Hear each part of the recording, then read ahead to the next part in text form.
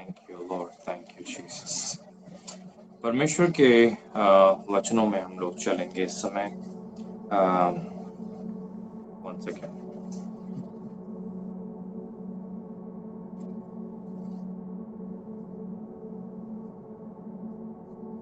अभी हाल ही में मेरे मन में एक वचन आया, उससे हम पढ़ करके फिर चलेंगे। गलती का रासपत्र, गलतियों की पत्री, 4 अध्याय, 4th चैप्टर, और उसमें वचन 19 मैं चाहता हूं कि हम निकालें। और गलातियों की किताब 4 अध्याय और वचन 19,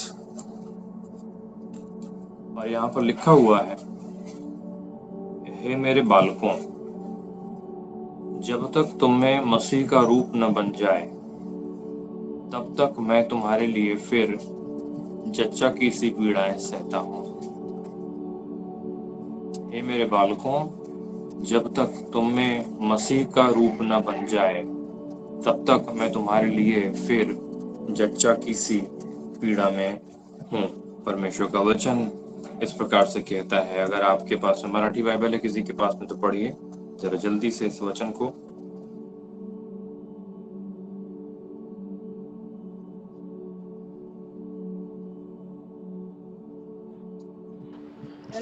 माझ्या मुलांनो, तुम्हामध्ये ख्रिस्ताचे स्वरूप निर्माण होईपर्यंत मला पुन्हा तुमच्या संबंधी प्रसूती वेदना होत आहेत। Praise the Lord. पौलुस कहता है इस बात को, माझ्या मुलांनो, तुमच्यामध्ये ख्रिस्ताचे स्वरूप निर्माण होईपर्यंत मला पुन्हा तुमच्या संबंधी प्रसूती वेदना होता है। आप और मैं आज से 2000 वर्ष पहले ये बात जो कही गई, लिखी गई, उसके विषय में बात कर रहे हैं। समझने वाली बात ये है कि एक पुरुष बात कर रहा है ऐसा कि मला पुन्हा तुमच्या संबंधी प्रसूति वेदना है। वो कहता है मैं तुम्हारे लिए फिर जच्चा की सी पीड़ाएं सहता हूँ, फिर तुम्हारे लिए। वो कहता है पुनः, है ना, शब्द आया है, मला पुनः तुमच्या संबंधी प्रसूति वेदना होता है। पौलुस ऐसा कह रहा है, वो सरप्राइजिंग है क्योंकि एक पुरुष ऐसी बात कह रहा है। समझने इसलिए आसान है क्योंकि आज से 2000 वर्ष पहले ना तो अस्पताल थे, ना तो एनेस्थीसिया लगता था, ना तो सी सेक्शन होता था, और ना ही ऑपरेशन करके बच्चे को आराम से निकाल लेते थे। उस जमाने में जब बच्चा उत्पन्न होता था तो दाई जाती थी और घरों में डिलीवरी लिया करती थी, और सब कुछ बगैर एनेस्थीसिया और बगैर किसी चीज़ के होता था। और बच्चे के उत्पन्न होने में जो दर्द तकलीफ होता था उस महिला को, मुझे लगता है उसकी आवाज़ चारों तरफ सुनाई देती रही होगी। और इसलिए यह फ्रेज के बच्चे की उत्पन्न होने में जो पीड़ा होती है माँ को, वो कहता है वैसी पीड़ा मुझे हो रही है क्योंकि चारों तरफ चिल्लाने की, चीखने की, उस दर्द को सहने की जो आवाज़ है, वह आवाज़ लोगों को पता था। और पौलुस कह रहा है कि मुझे तुम्हारे संबंध में, वो कहता है प्रसूति वेदना, मला पुन्हा तुमच्या संबंधी प्रसूति वेदना होता है। पुनः शब्द उपयोग में लाता है, और पुनः जो शब्द उपयोग में लाता है वो ये, क्योंकि आप याद रखिए कि गलतियों नाम के चर्च में जो लोग प्रभु को जानते थे, जो लोग प्रभु को ग्रहण कर चुके थे, ये वे लोग थे जिनको पहले पौलुस ने संदेशा सुनाया है, जिनके पास जाकर के उसने वचन बांटा है, जिनके पास में जाकर के उसने परमेश्वर के अनुग्रह को शेयर किया है। इनफैक्ट वो कहता है कि मैंने तुम्हारे लिए अपने प्रेम को बनाए रखा है, और दूसरी सारी चीज़ों को वो कहता है। लेकिन जो मैं आपसे इस समय कह रहा हूँ वो ये कि एक वक्त था जब पौलुस ने जाकर के सुसमाचार सुनाया, वचन को बांटा, और तब भी उसको जच्चा की सी पीड़ाएं हुई थी, तब भी उसको दर्द और तकलीफ महसूस हुई। क्यों? क्योंकि वह चाहता था कि ये लोग जो हैं ये प्रभु को ग्रहण करें, ये लोग जो हैं ये प्रभु को स्वीकार करें, ये लोग जो हैं ये अंधकार से बाहर निकले, ये जो लोग हैं ये प्रभु के अनुग्रह को स्वीकार करें, प्रकाश में आ जाएं। ये लोग पाप को ना कह के उसे अपने से दूर रखें और परमेश्वर के मार्गों के लिए हाँ कह दें। ये लोग वह अनुग्रह का वचन जो इनके पास मैं दे रहा हूँ उसको ग्रहण करें और नया जन्म पाएं और नया जन्म पाने के लिए मालूम है, इसलिए बाइबल में पौलुस कहता है, वो कहता है कुछ लोगों को कहता है कि मसीह यीशु में करो, क्योंकि कलीसिया को उसने कहा कि मसीह में मैं तुम्हारा पिता हूँ। कहता तुम्हारे पास टीचर तो बहुत हैं, you have 10,000 instructors but you do not have many fathers. वो कहता तुम्हारे पास में पिता नहीं, मसीह में मैं तुम्हारा पिता बन गया। उससे उत्पन्न हुए हैं लोग, उससे उत्पन्न हुई है कलीसिया। और जब कलीसिया उससे उत्पन्न हुई तो उसको दर्द, उसको पीड़ा, उसको तकलीफ महसूस हुई। और बाइबल कहती है मुस्तराब से कि उसने दुख में, दर्द में आंसू बहाते हुए, पीड़ाओं को सहते हुए, त्याग करते हुए, उसने नाना प्रकार के दुख को उठाते हुए जाकर परमेश्वर के वचनों को बांटा है, जाकर के उसने परमेश्वर के कलाम को लोगों के साथ में शेयर किया है। और जब उसने उस वचन को शेयर किया है तो उसके हृदय के अंदर में वो वेदना थी, पीड़ा थी, प्रसूति वेदना, जैसा अभी हाल ही में हमने पढ़ा, मला तुमच्या संबंधी प्रसूति वेदना आहे।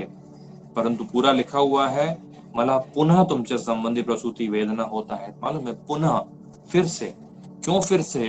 क्योंकि एक बार उसको पहले हुई है, जब उसने वचन को बांटा था और उसने जब कलीसिया की स्थापना की थी, तब भी उसको दुख हुआ, तब भी उसको दर्द हुआ, तब भी उसको पीड़ा हुई, तब भी उसने तमाम प्रकार के कष्ट को उठाया, प्रसूति वेदना उसने महसूस की उस समय।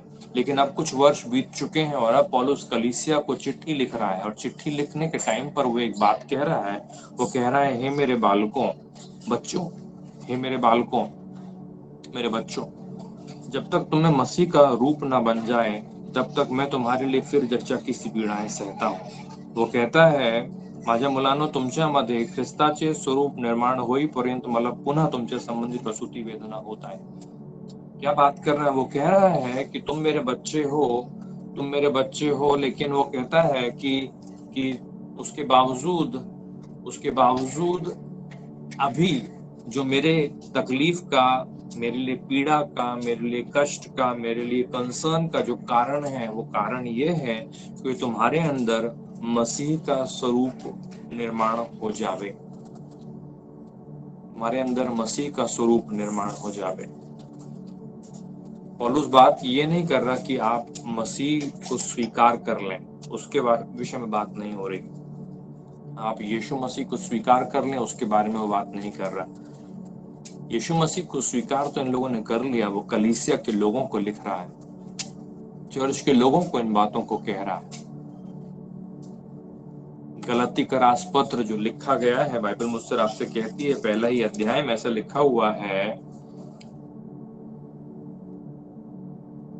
और सारे भाइयों की ओर से जो मेरे साथ, दूसरा वर्ष पहले अध्याय को, गलतिया की कलीसियाओं के नाम, वो कहता है कि वे कलीसिया को चिट्ठी लिखी गई, चर्च को चिट्ठी लिखा है। और चर्च को चिट्ठी लिखने के टाइम पे वो कह रहा है कि जब मैंने इस चर्च को उत्पन्न किया था, जब तुम्हें विश्वास में लाया था, जब मैंने तुम्हें प्रभु के अनुग्रह का सुसमाचार सुनाया था, तब मुझे दर्द और तकलीफ हुई थी, प्रसूति वेदना हुई थी, बच्चा पैदा होने के टाइम पर जो दर्द होता है वो महसूस हुआ था।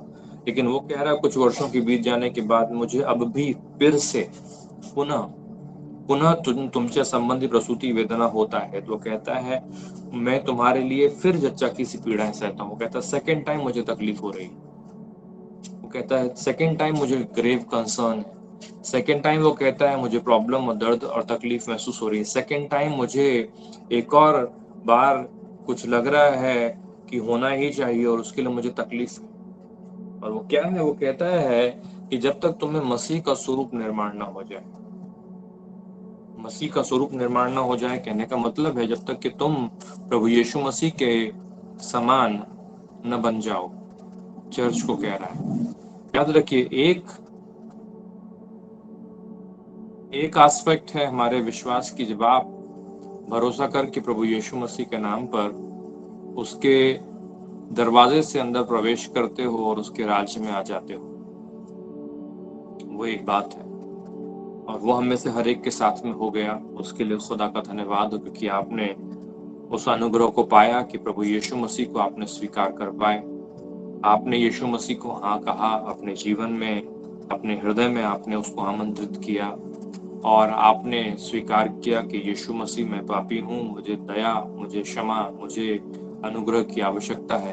और आपने प्रभु को नाम पर स्वीकार करके उस अनुग्रह को उद्धार पा लिया और आप परमेश्वर के दरवाजे से प्रवेश करके उसके परिवार के लिए अंदर आ गए, उसके लिए प्रेज द लॉर्ड, प्रभु का धन्यवाद।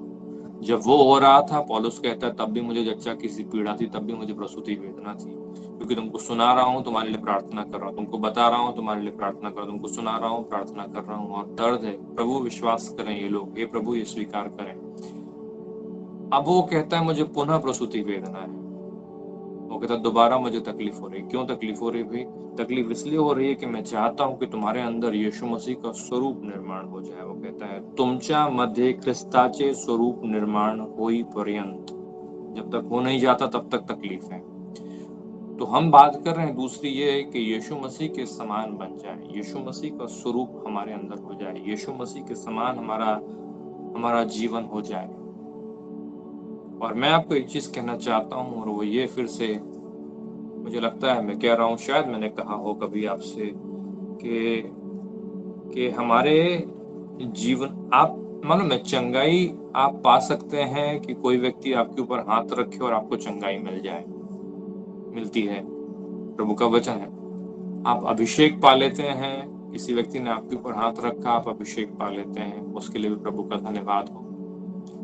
आपके जीवन में अशांति है, आपके ऊपर हाथ रखकर या बगैर हाथ रखे भी प्रार्थना की जाए, आप अभिषेक को, आप सामर्थ को, आप शांति को, आप चंगाई को, बहुत सारी चीजें ऐसी हैं जो आपको किसी और के प्रार्थना करने मात्र से मिल सकती हैं, और वो मिलती हैं। परमेश्वर का धन्यवाद हो ऐसे अनुग्रह के लिए जो परमेश्वर अपने लोगों पर दिया है कि आप दुआ करें और प्रभु उनके जीवनों में कर दे, उसके लिए प्रभु का धन्यवाद। लेकिन प्रभु यीशु मसीह का स्वरूप निर्माण हो जाए, ये किसी के हाथ रख करके दुआ करने से कभी होने वाली चीज नहीं। जो मैं आपसे कह रहा हूं उसको समझिए। आप प्रार्थना, ये नहीं, मैं ये डिस्करेज नहीं कर रहा हूं कि आप ये ना कहें कि मेरे लिए प्रार्थना कीजिए कि मैं प्रभु में बढ़ूं।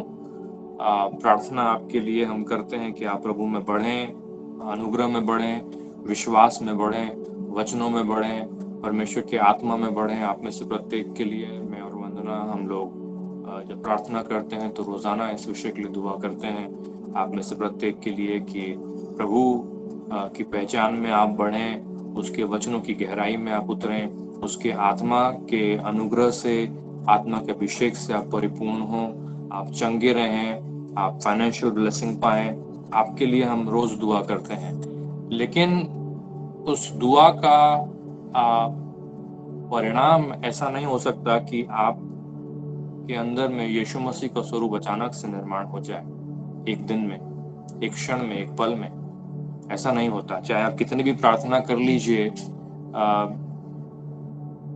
अस्पताल के अंदर में बच्चे को जन्म देने के बाद में माँ और बाप मिलकर प्रार्थना करें, चाहे दादी और नाना नानी मिलकर के प्रार्थना करें, चाहे पास्टर प्रार्थना करे, चाहे आप बहनी से प्रार्थना करवा लीजिए, एक दिन में बच्चा बड़ा नहीं हो जाएगा और उसकी दाढ़ी मूछ आकर 18 साल का नहीं हो जाएगा। वो एक ग्रोथ जो है वो प्रोसेस है, और उसको आप बाईपास नहीं कर सकते। उसको आप शॉर्ट कर सकते हैं, क्योंकि हम आपकी हिस्टोरिकल एज की बात नहीं कर रहे हैं, हम आपके मतलब महीने, वर्ष और साल के बारे में बात नहीं कर रहे हैं कि उतना साल गुजरना चाहिए। शॉर्ट हो सकता है, वह ड्यूरेशन कम हो सकता है, लेकिन एक प्रोसेस है जिससे होकर के जाना आवश्यक है। वो प्रोसेस आप एक हफ्ते में खत्म कर लें, एक साल में खत्म कर लें, या 100 साल भी लगा दें, लेकिन वो प्रोसेस से जाए बगैर आप और मैं कभी भी पूरी तरह से प्रभु यीशु मसीह के स्वरूप में परिवर्तित नहीं हो सकते।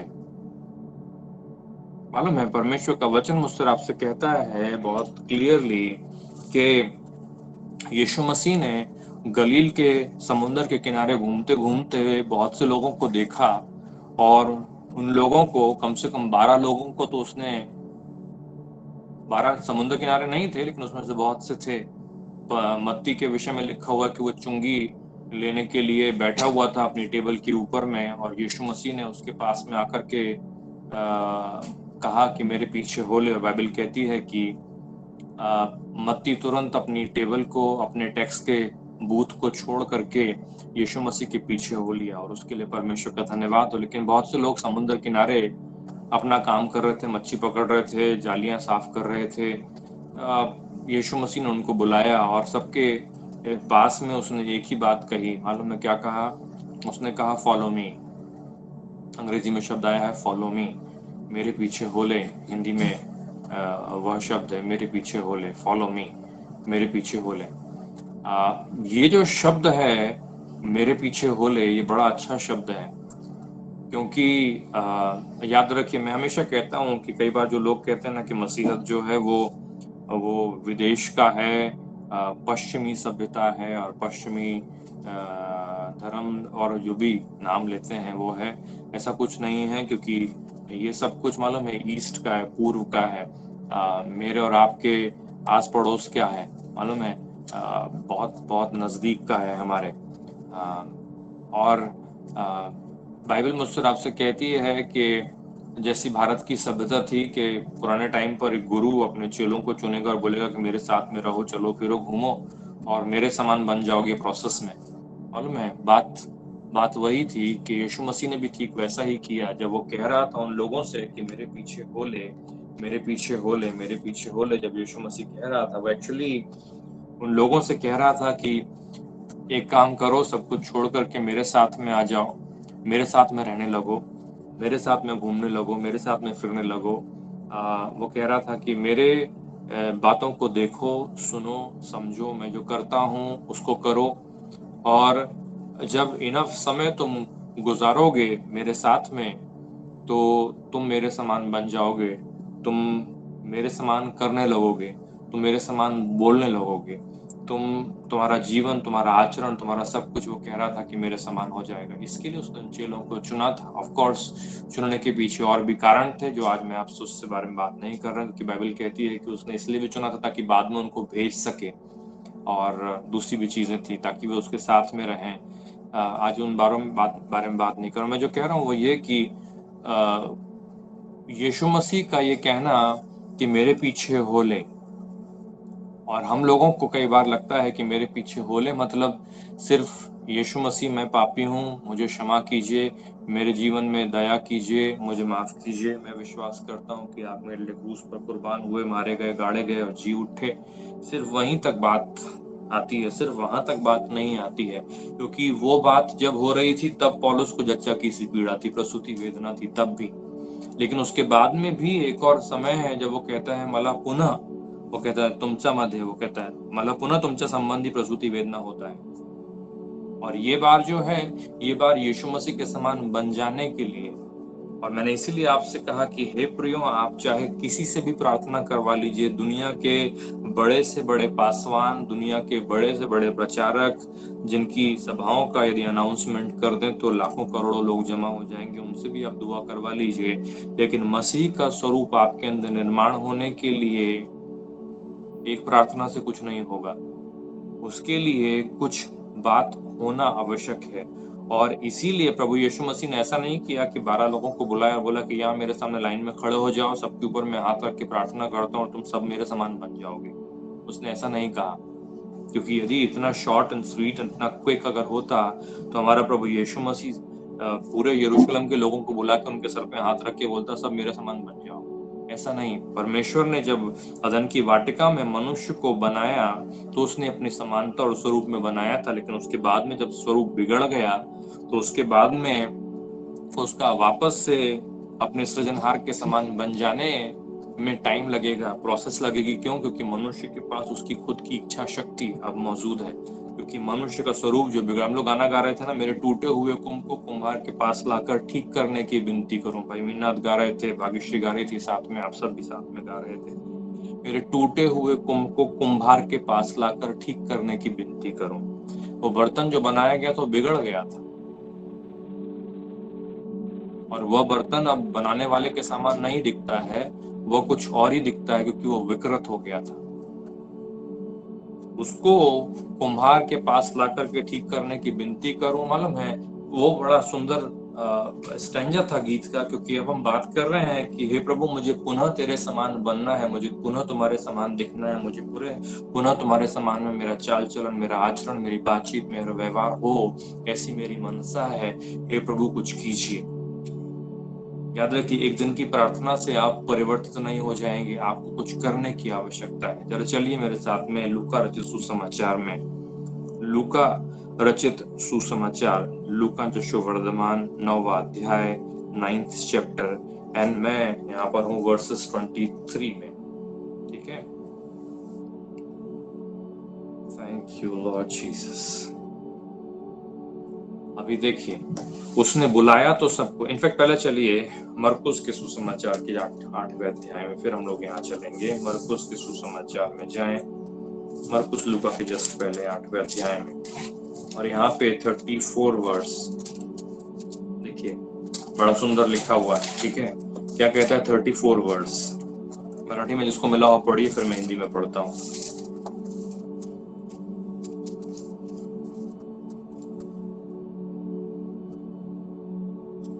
मरकुस 8:34, 8:34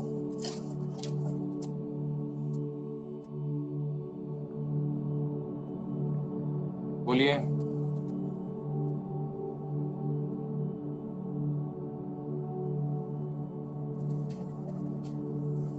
सबके पास बाइबल है ना?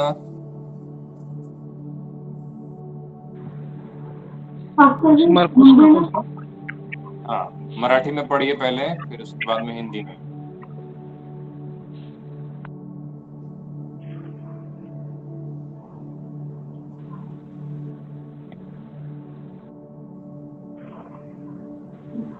मरकुस का कौन सा क्वेश्चन? 8:34। Hello hello. मग त्याने आपल्या शिष्याबरोबर लोकांनाही बोलवून म्हटले, जर कोणी माझा अनुयायी होऊ पाहतो तर त्याने आत्मत्याग करावा, आपला वधस्तंभ उचलून घ्यावा व मला अनुसरण राहावे. Praise the Lord. हिंदी में पढ़िए। उसने भीड़ को अपने चेले समेत पास बुलाकर उनसे कहा, जो कोई मेरे पीछे आना चाहे वो अपने आप से इनकार करे और अपना क्रूस उठाकर मेरे पीछे बोले। Okay, praise the Lord, hallelujah. परमेश्वर का वचन यहाँ पे आपके और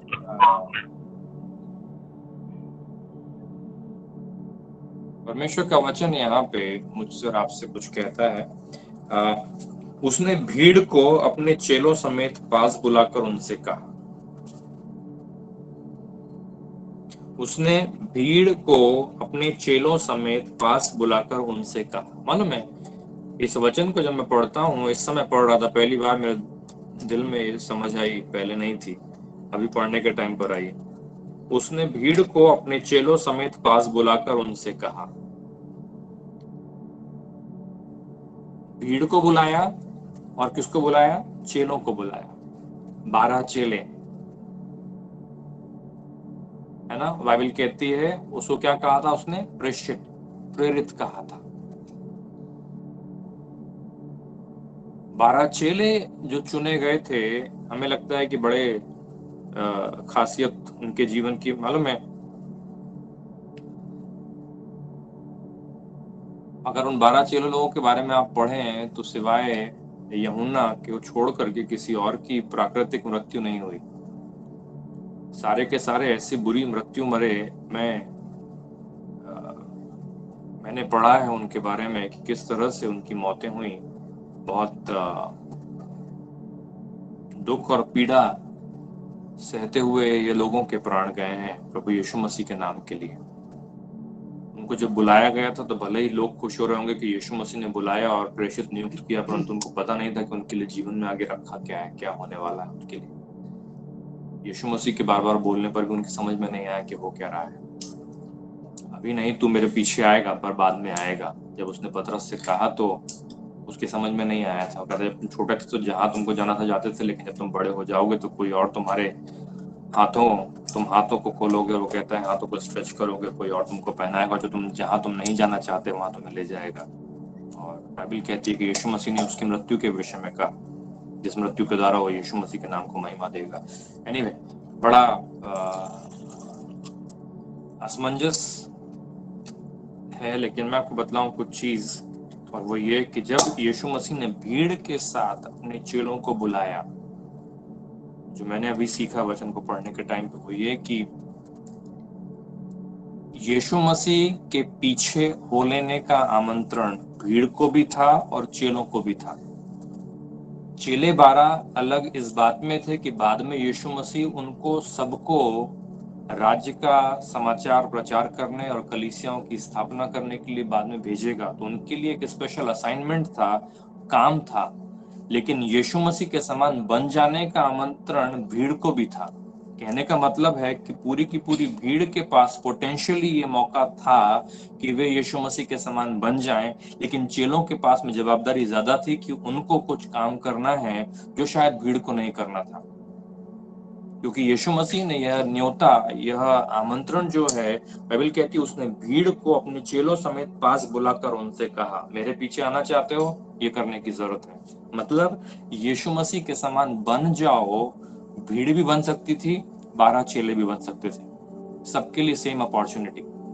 तो पूरी के पूरे शहर को जितने भी उसके पीछे होकर के चलना चाहते थे, सबके पास में मेरे पीछे हो ले, मेरे समान बन जा, उसके लिए मौका, आमंत्रण, पॉसिबिलिटी, सब कुछ मौजूद है। चेलों के लिए 12 स्पेशल असाइनमेंट है, बाद में उन्हें काम करना है, भूखे रहना है, नंगे रहना है, बंदी बनाए जाने वाले हैं, मारे डाले जाने वाले हैं, उसके लिए 12 चुने थे। उसके लिए परमेश्वर का धन्यवाद हो। लेकिन पूरी की पूरी भीड़ के पास में उसने एक ही बात तो कही, और यही बात उसने चेलों को भी कही, कुछ डिफरेंस नहीं, सेम चीज। और सेम चीज है, वो कहता है जो कोई मेरे पीछे आना चाहे, याद रखिए, जो कोई मेरे पीछे आना चाहे, जो कोई मेरे पीछे आना चाहे, मालूम है वो क्या, उसका मतलब है फॉलो मी। जो भी मेरे पीछे आना चाहे, जो मेरे समान बनना चाहे। चच्चा किसी पीड़ा में हो जब तक कि यीशु मसीह का स्वरूप तुम में निर्माण ना हो जाए। जो कोई मेरे पीछे आना चाहे, जो कोई मेरे समान बनना चाहे, जो कोई यीशु मसीह के समान बनना मतलब सिर्फ ये लगता है, अरे मैं प्रार्थना करूंगा 5,000 लोगों को रोटी मिल जाएगी, मैं प्रार्थना करूंगा मुर्दे जी जाएंगे, मैं प्रार्थना करूंगा ये हो जाएगा, मैं प्रार्थना करूंगा वो हो जाएगा। हमें लगता है कि यीशु मसीह के समान हो जाना का मतलब सिर्फ वही है। कई बार वो सिर्फ इसलिए मन में लगता है कि लोग मेरे बारे में अच्छा अच्छा सोचें, लोग मेरे बारे में अच्छी अच्छी राय रखें, लोग मेरा सम्मान करें कि मेरी प्रार्थना करने से ऐसा होता है, मेरी प्रार्थना करने से वैसा होता है। वो कुछ नहीं है, मालूम है, क्योंकि यदि हमने मनुष्यों का आदर पाने के लिए कुछ काम किया तो फिर फायदा क्या है उसका, वो तो वेस्ट है। परमेश्वर का वचन कहता है ऐसी चीजें व्यर्थ हैं। और जब आग के द्वारा हर मनुष्य का काम परखा जाएगा तो मालूम है जो भूसे के समान जल जाएगा वो वही काम निकलेगा। क्योंकि दरवाजे के सामने दस्तक देने वाले लोग ऐसे ही हैं जिन्होंने प्रभु तेरे नाम में हमने ये किया, तेरे नाम में हमने वो किया। यीशु मसीह के समान बन जाने का मतलब सिर्फ ये नहीं कि हमको पावर शॉट मिलेगा या हमको सामर्थ्य मिलेगी और हम बड़े बड़े काम करेंगे और लोग हमारी तरफ अचरज से मुंह खोल के देखेंगे, अरे ये तो आदमी ऐसा है, अरे ये तो बहन वैसी है, अरे ये तो भाई वैसा है।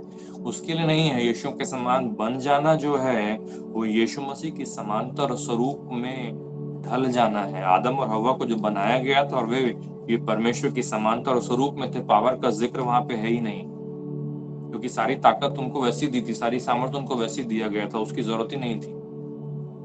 यीशु मसीह के समान बन जाने का आमंत्रण जब चेलों को है और साथ में भीड़ को भी है, वो बात कर रहा है इस समय मुझसे आपसे एक प्रोसेस की जिसके द्वारा आप और मैं प्रभु यीशु मसीह के समान रूपांतरित हो सकते हैं, परिवर्तित हो सकते हैं, बन सकते हैं। और जब लोग हमारे साथ में कुछ समय को बिताएं या हमारे साथ में कुछ बातचीत तो करें या हमारे साथ में कुछ वक्त गुजारें, तो प्रभु यीशु मसीह का स्वरूप, प्रभु यीशु मसीह का स्वभाव उनको हम में और आप में दिखलाई देवे। Praise the Lord. और हम सब ये चाहते हैं कि हमारे अंदर हो। यदि आपके अंदर ऐसी मनसा नहीं है तो आप इसको उत्पन्न कीजिए, क्योंकि नहीं तो आपने सिर्फ दरवाजे से प्रवेश किया है। तब पौलुस कहता है कि मुझे जच्चा किसी पीड़ा थी, लेकिन उसके बाद में जो हम बात कर रहे हैं वो ये कि यीशु मसीह का स्वरूप हमें निर्माण जब तक ना हो जाए, मालूम मैं बात कर रहा हूँ ट्रांसफॉर्म हो जाने की, मैं बात कर रहा हूँ पूरी तरह से परिवर्तित हो जाने की। तुम्हारे मन के नए किए जाने के द्वारा तुम्हारा बाहरी स्वरूप भी परिवर्तित हो जाए, रूपांतरित हो जाए, वो भी है सत्य। लेकिन यहाँ पे एक और विषय जो और गहरा है, जिसके बारे में हम लोग बात कर रहे हैं, वो ये कि ये कहता है भीड़ को और अपने चेलों समेत सबको, वो कहता है बुलाकर उनसे कहा। ठीक है, तो मैं आपसे जो कह रहा हूँ वो भीड़ को भी सेम अपॉर्चुनिटी है, 12 चेलों को भी सेम अपॉर्चुनिटी है। 12 चेलों के पास में थोड़ा सा स्पेशल काम है। इसका मतलब ये नहीं कि वो खास है, इसका मतलब ये है कि वे लोग ऐसी भीषण मृत्यु मरेंगे, ऐसे दुख को सहेंगे, ऐसी पीड़ा को सहेंगे जो बाकी शहर के लोगों को सहन नहीं करना है। लेकिन हाँ, शहर के लोग भी यीशु मसीह के पीछे हो सकते हैं, चल सकते हैं, और 12 चेले भी यीशु मसीह के पीछे चल सकते हैं और यीशु मसीह के समान बन सकते हैं। Praise the Lord. क्या करना है उसके लिए? अभी चलिए लूका में 9:23 में यहाँ लिखा है, त्याने सर्वांना म्हटले। सर्वांना म्हटले म्हणजे भीड़ और चेले दोनों। ठीक है, 9:23 लूका का सुसमाचार 9वां अध्याय वचन 23 से आगे। ठीक है, जैसे 34 में वहां पढ़ा मरकुस में, उसने भीड़ को अपने चेलों समेत पास बुलाकर उनसे कहा, त्याने, उसने सबसे कहा, त्याने सर्वांना म्हटले, जर कोणी माझ्या मागे येऊ पाहतो तर त्याने आत्मत्याग करावा व दररोज स्वतःचा वधस्तंभ उचलून घेऊन मला अनुसरावे। कारण जो कोणी आपला जीव वाचवू पाहतो तो त्याला मुकेल, परंतु जो कोणी माझ्याकरता आपल्या जीवास मुकेल तो त्याला वाचवील। कहता है उसने सबसे कहा। हेलो, सबसे, किससे? सबसे, आपसे, मुझसे, उस समय के लोगों से, सभी से प्रभु यीशु मसीह ने इस बात को कहा है। Praise the Lord. मालूम है, मसीही जीवन में अरे जो करना हो करो, सब चलता है, सब अनुग्रह है, अनुग्रह है। Praise the Lord. अनुग्रह तो है ही, अनुग्रह के बगैर कुछ नहीं है। अनुग्रह तो आपके जीवन को परिवर्तित करने का परमेश्वर ने दिया है, सहन करने का भी अनुग्रह है, लेकिन हम उसके बारे में बात, हमको लगता है अनुग्रह मतलब मौज मस्ती करने के लिए। प्रभु ने कुछ करने की जरूरत नहीं है, सब ठीक है, सब। कई बार कितनी मेहनत परमेश्वर के रास्तों के लिए मनुष्य करते हैं, कितना कष्ट उठाने को लोग तैयार हैं। वो कई बार मसीहत से बाहर जो लोग हैं वो ज्यादा करते हैं, बजाय इसके कि जो लोग मसीहत में हैं। मसीहत में रहने के टाइम पर लगता है कि सब कुछ अपने आप हो जाएगा, सब अपने आप, आपो आप सब कुछ हो जाना चाहिए। क्यों? क्योंकि यीशु मसीह ने बोला ना, क्रूस से पूरा हुआ, पूरा हो गया। प्रेज द लॉर्ड उसके लिए। लेकिन अगर ऐसा ही था तो फिर ये जो बात यीशु मसीह कह रहा है वो कहाँ है? उसको हम कहाँ पर लगाएं? उसको हम कहाँ पर लागू करें? क्या इसकी जरूरत नहीं है? पौलुस कहता है, मुझे फिर से जच्चा किसी पीड़ा है, जब तक कि मसीह का स्वरूप तुम में निर्माण न हो जावे। तो हे प्रियो, सिर्फ दरवाजे से अंदर प्रवेश करने के लिए जो सब कुछ कर दिया गया है और उसके बाद में अनुग्रह दे दिया गया है सब कुछ बदल जाने के लिए, इसका मतलब ये नहीं कि हमें कुछ करना ही नहीं है। क्योंकि नहीं तो हम मसीहत में सिर्फ हमारे अपने फायदे के लिए, सिर्फ हमारे अपने बढ़ोतरी के लिए, सिर्फ हमारी अपनी बरकत के लिए, सिर्फ हमारी प्रार्थनाओं के उत्तर के लिए, सिर्फ हमारे जीवन में हर आशीषें मिल जाएं उसके लिए, सिर्फ संसार की ब्लेसिंग हमें मिलती रहे उसके लिए, हमारी नौकरी अच्छी रहे, हमारा बिजनेस अच्छा रहे, हमारा घर परिवार अच्छा रहे, हमारा जीवन का सब चीज अच्छे से, उसके लिए हम प्रभु में हैं। प्रभु का मतलब आपके जीवन में ब्लेसिंग हो और ब्लेसिंग के साथ साथ आप परिवर्तित होकर के प्रभु यीशु मसीह के समान बन जाएं, ये दोनों हैं। Praise the Lord. समझ में आया जो मैं आपसे कह रहा हूँ? प्रभु का मतलब सिर्फ ऐसा नहीं है कि एक ही तरफ से काम हो, प्रभु का मतलब ये है कि दोनों तरफ से काम हो। परमेश्वर चाहता है, प्रभु ने कहा कि मैं चाहता हूं कि तुम्हारा आनंद पूरा हो, और परमेश्वर इसके लिए आपके मेरे जीवन में करता है, एंड प्रेज द लॉर्ड उसके लिए। लेकिन उसकी मनसा ये है कि हम और आप पूरी तरह से परिवर्तित हो जाएं, पूरी तरह से हम बदल जाएं, पूरी तरह से हम ट्रांसफॉर्म हो जाएं, और हमारे जीवन को जब लोग देखें तो दिखाई देवे कि यीशु मसीह का जीवन हमारे अंदर है। Praise the Lord. नहीं तो फिर जीवन हमारा और संसार के यदि सेम टू सेम ही दिखलाई देवे तो हम कैसे कह सकते हैं कि हमने नया जन्म पाया, कि हमने नया जीवन पाया, कि परमेश्वर का जीवन अब हमारे अंदर है। हम लोगों ने एक समय बात किया था, आपको याद होगा, मैं आपको सिखा रहा था बायोस के बारे में, शारीरिक जीवन और उसके बाद में एक आत्मिक जीवन जो परमेश्वर का वचन बात करता है, जोए जीवन, जो आत्मिक जीवन है। परमेश्वर ने हमको आत्मिक जीवन दिया है, जोए जीवन दिया है, वो हमारे भीतर है। वो कैसे दिखाई देगा? यदि हमारा जीवन बाहर से वैसा ही है जैसा कि संसार का है, जो शारीरिक रीति से तो जीवित है लेकिन आत्मिक रीति से मरे हुए हैं। Praise the Lord. परमेश्वर का वचन मुझसे आपसे कहता है कि उसकी मनसा है, उसकी इच्छा है कि हम पूरी तरह से परिवर्तित हों, उसके समान दिखलाई देवे। और उसके समान दिखाई देने के लिए जर कोणी माझ्या मागे येऊ पाहतो तर त्याने आत्मत्याग करावा व दररोज स्वतःचा वधस्तंभ उचलून घेऊन मला अनुसरावे। यदि कोई मेरे पीछे आना चाहे, याद रखिए, यीशु मसीह का स्वरूप आपके अंदर तब तक नहीं बन सकता जब तक कि आप उसके पीछे नहीं चलते। प्रार्थना करने से नहीं होने वाला, मैंने आपको कहा। कोई प्रार्थना कर दे तो नहीं होगा। और चाहे मैं आपके ऊपर में 300 लीटर का वो ऑयल का कंटेनर आता है ना, बड़ा वाला, वो उसका एक ड्रॉप भी आपके ऊपर डाल दूं तो भी कुछ होने वाला नहीं। परिवर्तित आप वहां से नहीं होंगे। यीशु मसीह के स्वरूप में बनने के लिए आवश्यक है कि आप उसके पीछे हो लें। और उसके पीछे होने के विषय यहाँ पे लिखा हुआ है, यदि कोई मेरे पीछे आना चाहे तो जोर जबरदस्ती नहीं है। जोर जबरदस्ती से आपको ना तो दरवाजे के अंदर लाया गया है और ना ही जोर जबरदस्ती से प्रभु आपको अपने समान बना सकता है। आपका उद्धार भी जोर जबरदस्ती से नहीं है। कोई प्रभु को स्वीकार करने के लिए आपके साथ में जोर जबरदस्ती न तो कर सकता है, न की जाएगी, न कभी होगी। क्योंकि कोई व्यक्ति यदि खुद अपनी मर्जी से प्रभु को हाँ नहीं कहे तो उसका कोई लाभ ही नहीं, उसने उद्धार ही नहीं पाया, उसका प्राण अभी तक बचाया नहीं गया है। आपकी खुद की मनसा, आपकी खुद की इच्छा, आपको खुद जानने और समझने के बाद आपने प्रभु को हाँ कहने की आवश्यकता है। और यदि आपने वो नहीं किया तो आपका उद्धार भी नहीं हुआ। जो कोई वो कहता है ना, वो कहता है यदि कोई मेरे पीछे आना चाहे, जर कोणी माझ्या मागे येऊ पाहतो, यदि आने की इच्छा है तो मर्जी आपकी। प्रभु यीशु मसीह के समान बनना चाहते हो या नहीं बनना चाहते हो, मर्जी आपकी।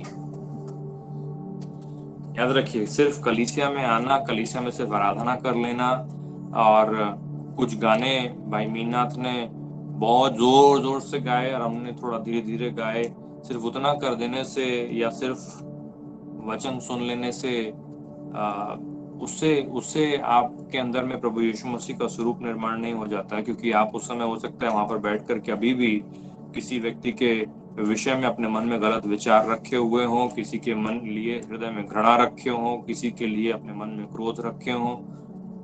उससे क्या फायदा? मसीह यीशु का स्वरूप हमारे अंदर निर्माण हो जाए, उसकी आवश्यकता है। और उसके लिए पौलुस को बड़ी तकलीफ है। वो कहता मुझे जच्चा किसी पीड़ा है।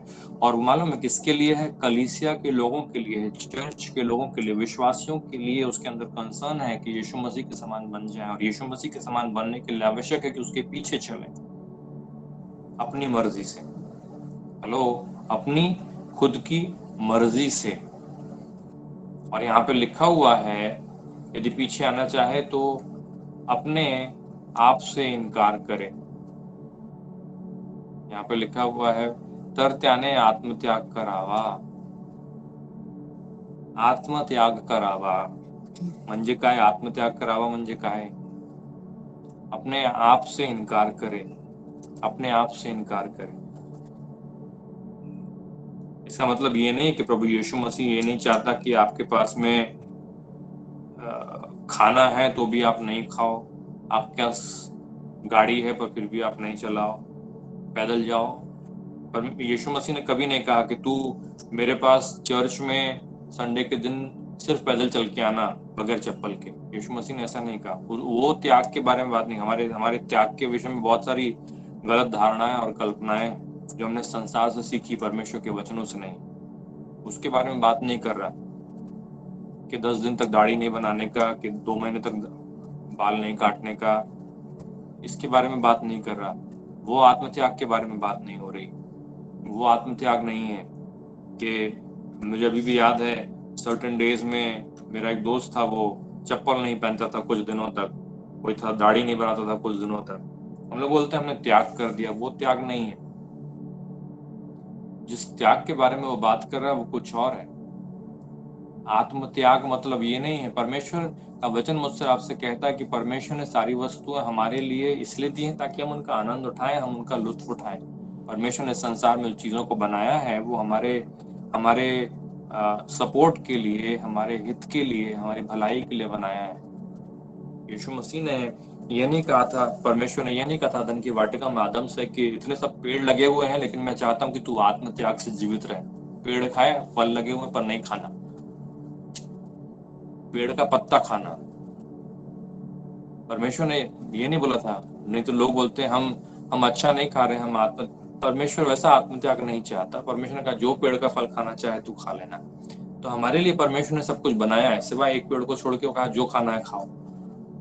तो जो आत्मत्याग है उसका मतलब ये नहीं है हमने अपने हिसाब से उसको बड़ा ही गलत उसकी पिक्चर हमने पेंट कर ली। आत्मत्याग वैसा आत्मत्याग नहीं है। जैसे आत्मत्याग की बात कर रहा है वो कुछ और है। अदन की वाटिका में अगर आपको याद हो अच्छी तरह से, बाइबल कहती है मुझसे आपसे कि आदम ने जब फल खा लिया, हवा ने जब फल खा लिया, तो परमेश्वर का कलाम मुझसे आपसे कहता है कि उस समय परमेश्वर संध्या के समय उनसे मिलने के लिए आया। और बाइबल कहती है कि आदम और हवा दोनों जाके छिप गए, और दोनों जाके जब छिप गए तो बाइबल कहती है कि परमेश्वर ने कहा आदम आदम तू कहाँ है? उसने कहा मैं यहाँ पेड़ के पीछे छिपा हूँ। उसने कहा तूने फल खाया? उसने कहा किसने कहा तू नंगा है? पहला तो यहाँ तो शुरू हुआ, क्या तूने फल खा लिया? उसने कहा हाँ, ये महिला ने जिसको तूने मुझे दिया था वो फल मुझे दिया और मैंने खा लिया। मालूम है इसे कहते हैं आत्म या अपना आत्म त्याग करावा। जो लिखा है ना आत्म म्हणजे आत्मा नहीं, आत्म मतलब मैं, आत्म मतलब मैं। और जो मैं बात कर रहा हूं वो ये कि अदन की वाटिका में आदम यह जानते हुए कि शायद थोड़ा पनिशमेंट, शायद थोड़ा सा दंड मिल सकता है परमेश्वर की ओर से,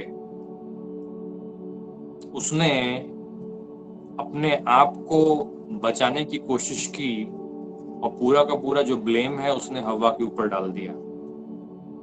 हवा ने भी अपने आप को बचाने की कोशिश की और उसने लेकर के पूरा का पूरा ब्लेम जो है वो सांप पर डाल दिया। आप सब जानते हैं, शैतान पर डाल दिया।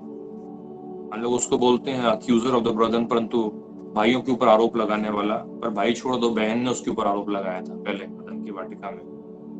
तो जो मैं कह रहा हूं वो ये कि जब मनुष्य अपने हित को बचाने की कोशिश करे, अपने आप को प्रिजर्व करने की, संभालने की कोशिश करे, अपने प्राण को, अगला ही वचन है यहाँ पे नहीं लिखा, क्योंकि जो कोई अपना प्राण बचाना चाहेगा वो उसे खोएगा, परंतु जो कोई मेरे लिए अपना प्राण खोएगा वही उसे बचाएगा। आणि जो कोणी आपला जीव वाचवू पाहतो तो त्याला मुकेल, परंतु जो कोणी माझ्या करता आपला जीवास मुकेल तो त्याला वाचवेल।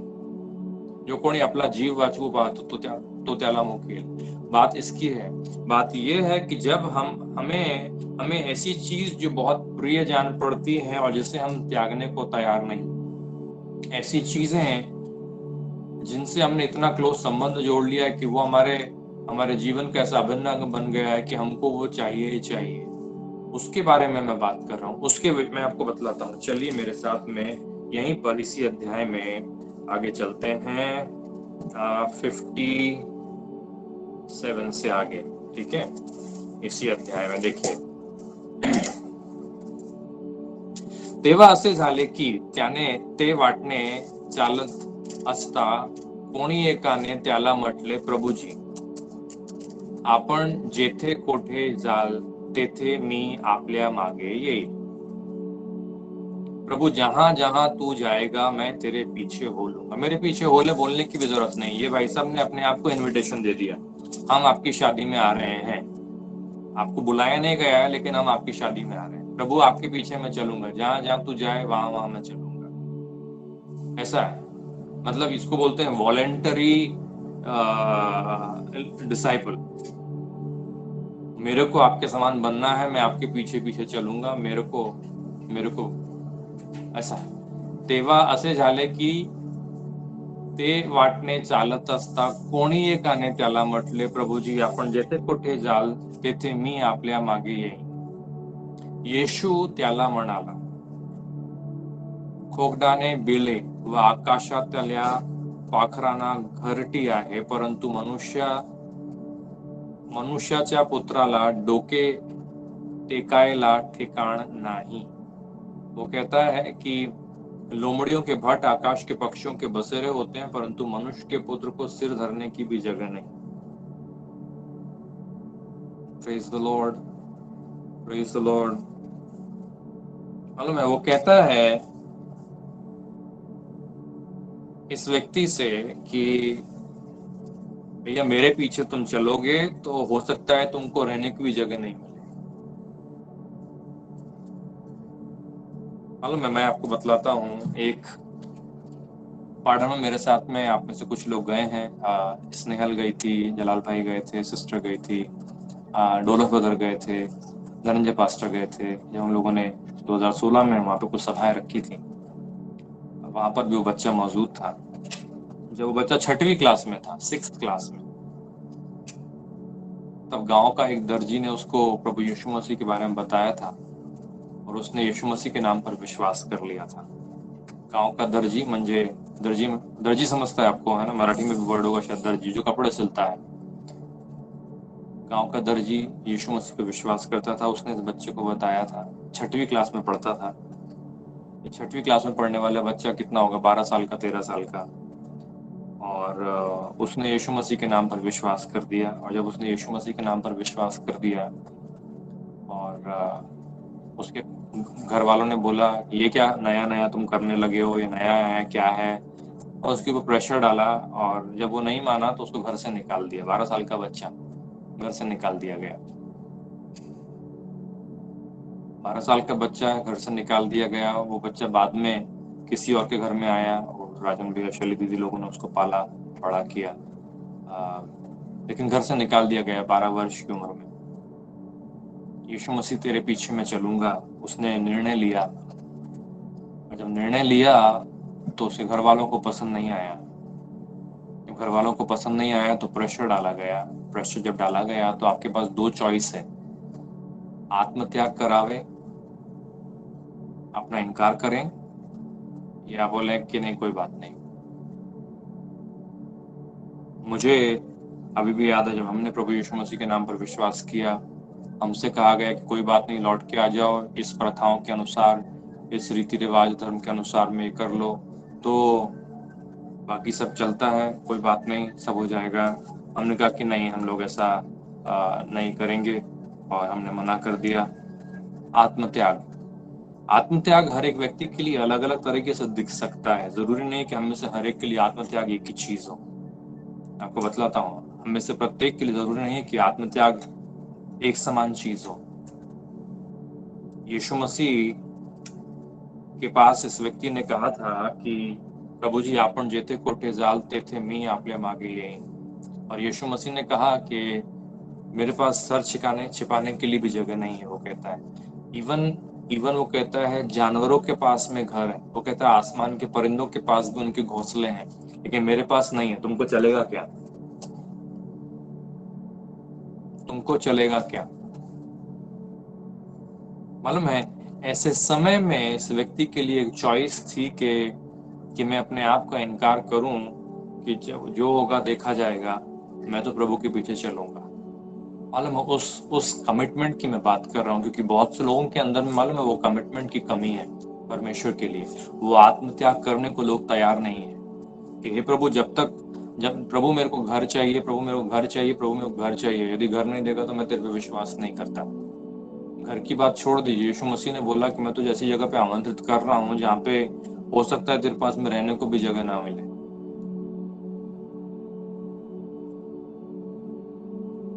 साधु सुंदर सिंह एक बड़ा प्रभु का सेवक था और एक समय वो जा रहा था कहीं पर, शाम हो गई तो एक नदी क्रॉस कर रहा था। नदी क्रॉस करते उसको एक झोपड़ा दिखा। उसको लगा कि आगे तो बहुत दूर तक जाना पड़ेगा। अकेला था तो वहां पर उस झोपड़े में वो सो गया था प्रभु यीशु मसीह के पीछे चलते चलते। और वहां पर जब वो सो रहा था, वो जमाने में लाठी लेकर के चलता था, वो ऐसा मुड़ा हुआ सा लाठी जिसको लेकर के वो चलता था। वो लाठी को लेकर के जब वो चल रहा था, वो लाठी को लेकर के वहीं पर वो सो गया। उस नदी में पानी पिया, जो भी उसको मिला होगा वो खाया उसने, वहीं झोपड़े में सो गया। सुबह उठ करके अंधेरा था, वो गया नदी में नहाने के बाद में थोड़े टाइम के बाद में प्रार्थना दुआ करने के बाद में थोड़ा उजाला हो गया था। उसने सोचा कि मैं अपनी यात्रा को शुरू करता हूँ। यात्रा को शुरू करने के लिए अपने झोपड़े में उसकी लकड़ी पड़ी हुई थी, लाठी। उसने सोचा कि वो लाठी लेकर के मैं चलता हूँ। तो जब आया झोपड़े में देखने के लिए, तो जहाँ पर वो सो रहा था, जहाँ पर उसकी लाठी रखी थी, एक्चुअली वो लाठी नहीं थी, वहां पे कोबरा सांप था जो उसके बगल में लेटा था रात भर। और ये आदमी को लगा कि मेरी लाठी मेरे बगल में पड़ी है, सोच करके वो वहां सो रहा था। जो मैं आपसे कह रहा हूँ वो ये कि चैलेंजेस प्रभु यीशु मसीह के साथ चलने में, यीशु मसीह के पीछे चलने में आएंगे। और वैसे समय में हम अपने कंफर्ट को देख रहे हैं, अपनी लाइफस्टाइल को देख रहे हैं, अपने जीवन में हम आत्मत्याग करने को तैयार हैं, उसके विषय में कॉल है। क्योंकि यीशु मसीह ने जब हमें आमंत्रित किया तो मुश्किलें आती हैं और आएंगी, ऐसा नहीं है। वैसे समय में हम क्या करेंगे? आत्मत्याग करने को तैयार हैं या नहीं? क्योंकि यीशु मसीह को जो इतने आनंद से बोला कि प्रभु जहां जहां तू जाएगा वहां वहां मैं आऊंगा। मालूम है, ये वादा तो परमेश्वर ने अपने लोगों को दिया था कि जहां जहां तू जाए वहां वहां मैं तेरे साथ में रहूंगा। मैं तेरे आत्मा से भाग कर कहाँ जाऊंगा? कहता है कि मैं तेरे साथ सदैव बना रहूंगा, मेरे अपने धर्ममय दाहिने हाथ की तरफ तुझे उठाए रहूंगा। परमेश्वर ने जो वायदा मनुष्यों से किया था, वैसा बात मनुष्य अपने मुंह से बोलता है, प्रभु जहां जहां तू जाएगा वहां वहां मैं आऊंगा। और परमेश्वर का वचन कहता है यीशु मसीह ने कीमत को छिपाया नहीं। यीशु मसीह के समान बनने में जरूरी है कि मनुष्य आत्मत्याग करे, अपना क्रूस उठाए प्रत्येक दिन, रोज, कभी कभार नहीं, खाली संडे को नहीं, खाली क्रिसमस के टाइम पे नहीं, खाली गुड फ्राइडे के टाइम पे नहीं। वो कहता है प्रत्येक दिन अपना क्रूस उठाए, है ना। अभी हाल ही में पढ़ा हमने यहाँ पे, यही अध्याय में है, ये अध्याय में सब है। जो अच्छा प्रभु का स्वरूप हमारे अंदर निर्माण हो जाए उसके लिए आवश्यक है। जर कोणी माझ्या मागे येऊ पाहतो तर त्याने आत्मत्याग करावा व दररोज स्वतःचा वधस्तंभ उचलून घेऊन मला अनुसरावे। प्रत्येक दिन वो कहता है अपना क्रूस लेकर के मेरे पीछे हो ले। ये आदमी बोला मैं आता हूँ प्रभु। उसने कहा कि मेरे पास में रहने को जगह नहीं है, आने को तैयार है क्या? अब बताओ। Praise the Lord. आत्मत्याग के बगैर, और मैं आपसे फिर से कह रहा हूं कि हर एक व्यक्ति के लिए आत्मत्याग अलग अलग दिखता है। आपके लिए आपका है, मुझे पता नहीं कैसा है। दूसरा देखिए, दूसरा आदमी उधर ही वही सीन पे, त्याने दुसऱ्या एकाला म्हटले माझ्या मागे ये। यीशु मसीह ने कहा दूसरे मनुष्य से कि मेरे पीछे आ ले, परंतु तो म्हणाला प्रभुजी पहिल्याने मला माझ्या बापाला पुरायला जाऊ द्या। उसके पिता की मृत्यु हो गई, वो कहता पहले जाकर के मैं उसको मिट्टी दे आऊं फिर तेरे पीछे हो लूंगा। यीशु मसीह ने बोला, तो त्याला म्हणाला मेलेल्यांना आपल्या मेलेल्यास पुरू दे, तू जाऊन देवाच्या राज्याची घोषणा कर। वो कहता है कि मरे को गाड़ने दे, तू मेरे पीछे हो ले जाके परमेश्वर के राज्य की घोषणा कर।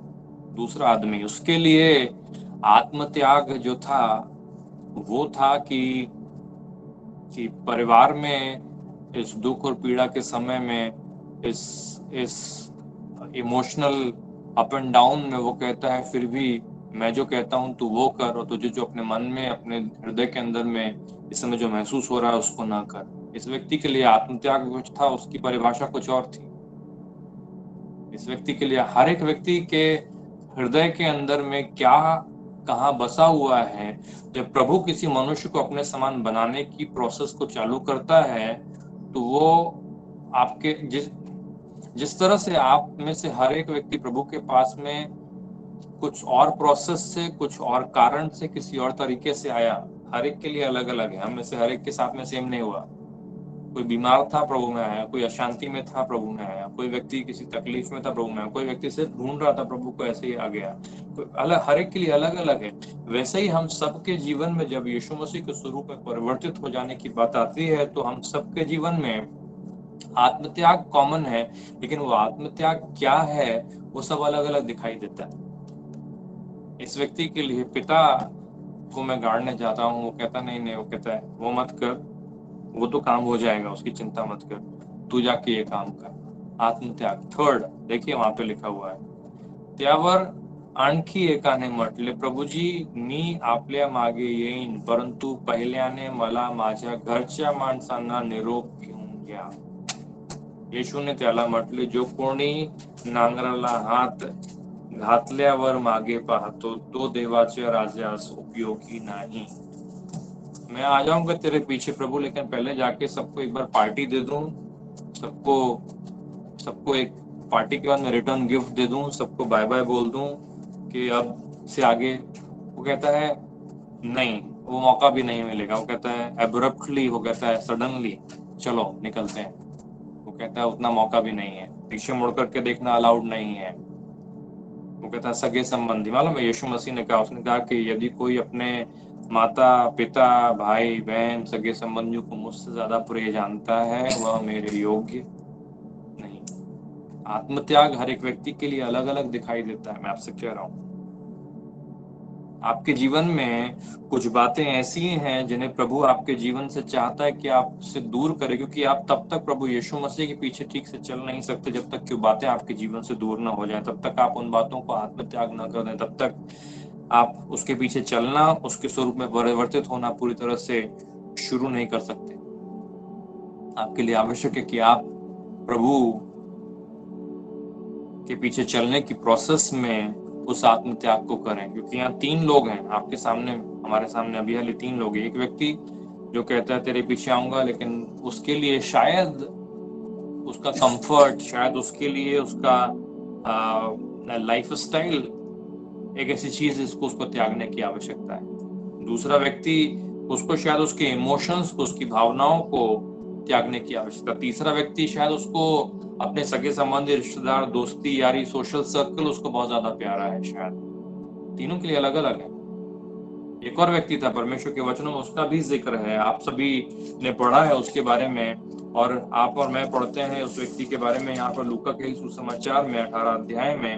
वहां पर उस व्यक्ति का जिक्र है। बाइबल कहती है मुझसे आपसे कि एक अमीर व्यक्ति, रिच यंग मैन, यीशु मसीह के पीछे आया कि स्वर्ग का राज्य पाने के लिए मैं क्या करूं, और यीशु मसीह ने उसको, बाइबल कहती है, देखा और उससे प्रेम किया। और बाइबल कहती है मुझसे आपसे, उसने कहा कि तुझ में एक बात की कमी है, आत्मत्याग करावे। मालूम है, आत्मत्याग करने के लिए कहा। कहता तेरे पास धन बहुत, तू जा अपना सब धन संपत्ति बेच दे, जो मिलेगा वो गरीबों में बांट देना, तब मेरे पीछे आ जा, तब मेरे पीछे तू आ जा। आत्मत्याग करावे। मालूम है, यीशु मसीह ने कभी भी उसके पीछे आने और उसके समांतर स्वरूप में परिवर्तित हो जाने को इजी प्रोसेस नहीं बताया। ये नहीं कहा कि टेंशन नहीं है, टिकट लो, गाड़ी में बैठ जाओ, काम हो जाएगा, ऐसा नहीं कहा। उसने हमेशा कहा कि प्रोसेस है। इसीलिए उसने कहा, मालूम है, बड़ा अच्छा, कहाँ पर, मरकुस के सुसमाचार में है, मुझे लगता है मरकुस में ही 8वें अध्याय में,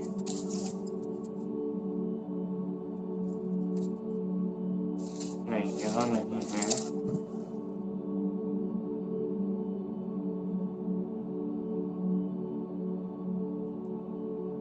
क्या, 1 सेकेंड, 1 सेकेंड मुझे दीजिए, मुझे देखने दीजिए वर्ड्स कहाँ पर है।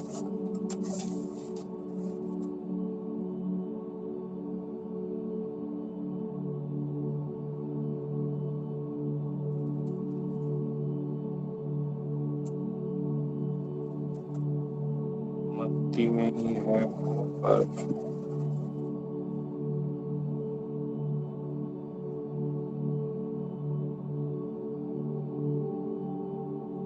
मैं आपको जरा सर्च करके बताऊंगा। वो कहता है कि यदि कोई मनुष्य वो कहता है घर बनाना शुरू करता है तो पहले बैठ करके उसकी कीमत को आंकता है कि वह उसके पास में उतना है या नहीं। यदि कोई व्यक्ति युद्ध पर जाता है तो पहले वो कोशिश करता है, चेक करता है कि उसके पास जो 10,000 है उसके साथ में वो क्या जो सामने से आ रहा है 20,000 के साथ में उसका विरोध कर सकता है या नहीं। मतलब है जो बात है वो ये कि यीशु मसीह ने कहा कि मेरे पीछे आने की जब बात आती है तो लूका में ही है 14 अध्याय में, सॉरी लूका में ही 14 अध्याय में है और वचन उसका 28। तुमच्यामध्ये असा कोण आहे की त्याला बुरुज बांधण्याची इच्छा असता तो अगोदर बसून व खर्चाचा अंदाज करून आपल्या जवळ तो पुरा करण्याइतकी ऐपत आहे की नाही पाहत नाही। हम सब बजट से चालू करते हैं, इतना दे सकते हैं क्या? यीशु मसीह के स्वरूप में बदल जाने के लिए आप इतना दे सकते हैं कि नहीं? समझिए, है ना? तुमच्यामध्ये असा कोण आहे कि त्याला बुरुज बांधण्याची इच्छा असता, यीशु मसीह के समान बन जाने की इच्छा तो है परंतु कितना खर्चा बैठेगा अंदाजा लगाते नहीं है क्या? ऐसा है क्या कोई? असता तो अगोदर बसून व खर्चाचा अंदाज करून आपल्या जवळ तो पूरा करण्या इतकी ऐपत आहे की नाही पाहत नाही। हम लोग सब देखते हैं, इतना है, इतना काम हो सकता है कि नहीं? परमेश्वर का वचन मुझे और आपको यहाँ पे बतला रहा है कि जो कोई मेरे पीछे आना चाहे वो कहता है वह आत्मत्याग करे। क्या कहता है वो कहता है आत्मत्याग करे। वापस जाइए लूका रचित सुसमाचार के 9वें अध्याय में 23वां वचन जो हम पढ़ रहे थे, ठीक है। जर कोणी माझ्या मागे येऊ पाहतो तर त्याने आत्मत्याग करावे व दररोज स्वतःचा वधस्तंभ उचलून घेऊन मला अनुसरावे। वो कहता है अपना त्याग करे, आत्मत्याग करे। और आत्मत्याग आपके प्रिय, आपकी अजीज ऐसी चीजें जो कि परमेश्वर के राज्य में बाधा बन रही हैं, अड़चन बन रही हैं, मालूम है उसके बारे में वो बात कर रहा है। आपके स्वयं को बचाने के लिए दूसरों को जो हम कई बार दाव पर लगा देते हैं उसके बारे में बात कर रहा है। अपने आप को डिनाई करने के बारे में बात कर रहा है, मालूम है सेल्फ सेक्रीफाइस के बारे में बात कर रहा है। और वो कह रहा है कि अपना क्रूस उठाए, और यहाँ लिखा हुआ डेली है कि नहीं? हेलो, हम सबके पास में घर में दूध का पैकेट आता होगा ना, सवेरे सवेरे डेली आता है, डेली सवेरे। हमारे भाई अमित का तो उधर में दुकान ही है दूध का, डेली बहुत लोगों के पास में पहुंचता है, उनके पास से डेली। डेली म्हणजे रोज की। अगर एक दिन नहीं मिलता तो मैं फोन करते दुकान वाले को, अरे आज आधा लीटर दूध नहीं डाला, क्या हो गया? डेली, डेली मतलब रोज, तो रोज की चीज है, एक दिन का नहीं है। वो कह रहा है ऐसा नहीं कि एक दिन बनाया तो अपन बस हो गया अभी। क्रिसमस के टाइम का बनाया गया पकवान नहीं, एक दिन बनाया और अपन 15 दिन खाएंगे उसको। वो कहता है रोजाना अपना क्रूस उठाए। मतलब वो कहता है कि हो सकता है मेरे नाम के कारण, मेरे नियमों के कारण, मेरे वचनों के कारण लोगों के बीच में तुम्हारी उलाहना हो, लोगों के बीच में तुम्हारा उपहास हो, लोगों के बीच में तुम्हारा तमाशा मचे, लोग तुम्हारे बारे में भला बुरा कहें। क्योंकि क्रूस मतलब व्यक्ति को दुख होगा, पीड़ा होगी, लेकिन फिर भी सबकी उपहास को सहते हुए शहर के बीच में से उससे उस क्रूस को लेकर के जाना है और उसी के ऊपर उसको मरना है। यीशु मसीह ने अपना क्रूस उठाया ना, हम सब जानते हैं क्या था। और जो शहर से होकर गुजर रहा था तो लोग उसका उपहास कर रहे थे, लोग उसका तिरस्कार कर रहे थे। कहने का मतलब वही है कि अपने प्रभु के वचन को लेकर के चलें और उस प्रोसेस में भले ही लोग मेरे बारे में क्या बोलेंगे, लोग मेरे बारे में क्या सोचेंगे, लोग मेरे बारे में, उस बात को सहते हुए अपने आप को हम कुर्बान कर दें, उसके बारे में बात कर रहे हैं। प्रभु यीशु मसीह के समान बनने की प्रोसेस में आपको फिर से कहता हूँ हे प्रियो, वो प्रोसेस ऐसी नहीं है कि बस किया और हो गया, परंतु उस प्रोसेस में मालूम है चीजें हैं जहां पर हमारे और आपकी स्वेच्छा इन्वॉल्व है, हमारी हमारी इच्छा, हमारी विल इन्वॉल्व है। आपकी स्वेच्छा के द्वारा आप कहते हैं कि मैं आत्मत्याग करूंगा, या नहीं करना चाहते तो वो भी आपकी मर्जी है। तो आत्मत्याग करावा व दररोज स्वतःच्या वधस्तंभ उचलून घेऊन मला अनुसरावे। उसके पीछे चलना चाहे, अनुसरण करना है, नो प्रॉब्लम, इनविटेशन ओपन है। भीड़ को कहा उसने, चेलों से कहा और बड़ी भीड़ से कहा। लेकिन आप सब जानते हैं कि जब पेंतकोस्त का दिन आया तो चेलों को मिलाकर के कुल 120 लोग मौजूद थे। 120 को में से माइनस कर दीजिए आप 12 लोगों को, तो 108 बचे। 108 में से एक उसकी माँ थी खुद की, 107 बचे। ये जो भीड़ थी जो उसके पीछे चलने को तैयार थी, उसमें से सिर्फ 107 लोग बचे थे जब पेंतकोस्त का दिन आया तब। मैं जो आपसे कह रहा हूँ वो ये कि उसके पीछे चलने में, उसके समान बनने में मुझे और आपको हमारी इच्छा शक्ति का उपयोग करना है। और याद रखना है कि जो मतलब एक बहुत अच्छा गीत है, जो क्रूस पे जाती है वो राह हमारी है।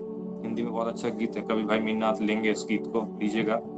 जो क्रूस पे जाती है वो राह हमारी है। मालूम है कि प्रभु के पीछे चलना मतलब सिर्फ ब्लेसिंग पाना, प्रार्थना का उत्तर, पावर और ये दिखना और वो दिखना और इम्प्रेसिव हो जाना, और ये सिर्फ बात वो नहीं है। प्रभु के पीछे चलने में त्याग है, प्रभु के पीछे चलने में कई बार वेदना को सहन करना है, प्रभु के साथ चलने में कई बार उन तकलीफों को सहन करना है, और फिर भी प्रभु के साथ चलना है। क्योंकि याद रखिए, प्रतिफल इस संसार में जो आपने पाया और हम बोलते हैं ब्लेसिंग है और प्रतिफल है, शायद ये ब्लेसिंग और प्रतिफल नहीं है, ये सिर्फ टेम्पररी है। जो कुछ भी आपने पाया, लाजरस का मरे हुए में से जी उठना भी जो बहुत बड़ी ब्लेसिंग और चमत्कार है, उसके बावजूद भी वो मरेगा। आपने जो कुछ भी पाया है प्रभु से, या जो कुछ भी आप पाएंगे, सिवाय उस अनंत काल के जीवन के जो कुछ है, वो सब कुछ 100 साल के लिए ही है।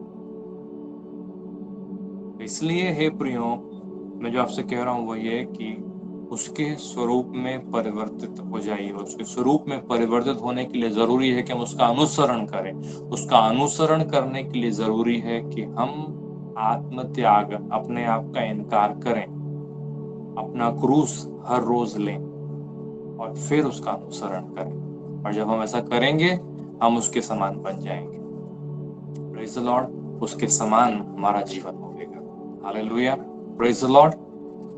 Praise the Lord. Hallelujah. Praise the Lord. Hallelujah. खुदा धन्यवाद। भाई हमारी आंखों को बंद करें।